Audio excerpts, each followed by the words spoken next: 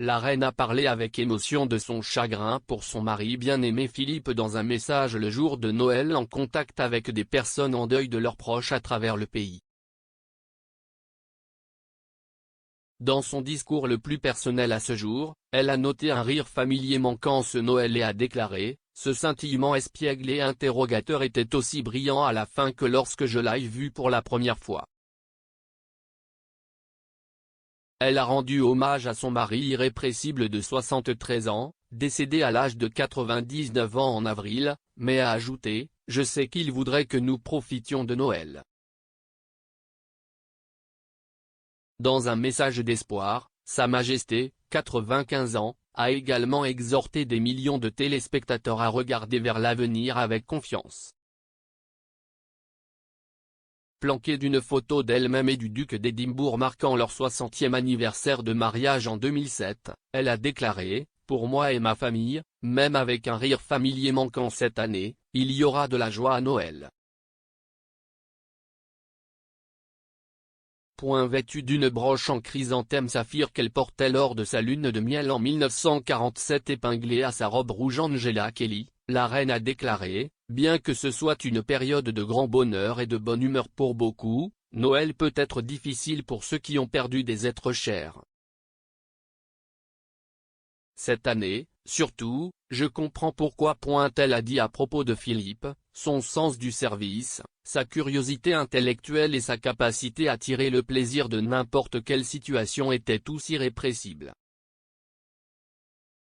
Mais la vie, bien sûr, se compose de séparations finales ainsi que de premières rencontres, et autant qu'il me manque à moi et à ma famille, je sais qu'il voudrait que nous profitions de Noël. Nous avons ressenti sa présence alors que nous, comme des millions de personnes dans le monde, nous préparions pour Noël. Sa Majesté a également déclaré qu'elle était fière au-delà des mots que le travail environnemental pionnier de Philippe ait été repris et magnifié par son fils Charles, 73 ans, et son petit-fils William, 39 ans. Elle a déclaré qu'au cours des mois qui ont suivi la mort de Philippe, elle avait tiré un grand réconfort de la chaleur et de l'affection des nombreux hommages à sa vie et à son travail, de partout au pays, dans le Commonwealth et dans le monde. Philippe, a-t-elle dit, était toujours conscient de ce sentiment de passer le relais et son prix du duc d'Édimbourg reste un succès étonnant, fondé sur sa foi en l'avenir. La reine a présenté un calendrier chargé d'événements l'année prochaine, y compris les Jeux du Commonwealth à Birmingham. Et elle a dit qu'elle espérait que son année de jubilé de platine serait une opportunité pour les gens de profiter d'un sentiment d'unité, une chance de rendre grâce pour les énormes changements des 70 dernières années, sociaux, scientifiques et culturels, et aussi de regarder vers l'avenir avec confiance. Accueillant 4 nouveaux bébés royaux cette année, elle a déclaré que plutôt que Noël soit une période pour les enfants, il est peut-être plus vrai de dire que Noël peut parler à l'enfant qui est en nous tous. Elle a déclaré, les adultes, lorsqu'ils sont accablés de soucis, ne parviennent parfois pas à voir la joie dans les choses simples, là où les enfants ne le font pas. Sa Majesté a décrit la vie et les enseignements de Jésus comme le fondement de ma foi, ajoutant, sa naissance a marqué un nouveau départ. Comme le dit le chant de Noël, les espoirs et les peurs de toutes les années sont satisfaits en toi ce soir.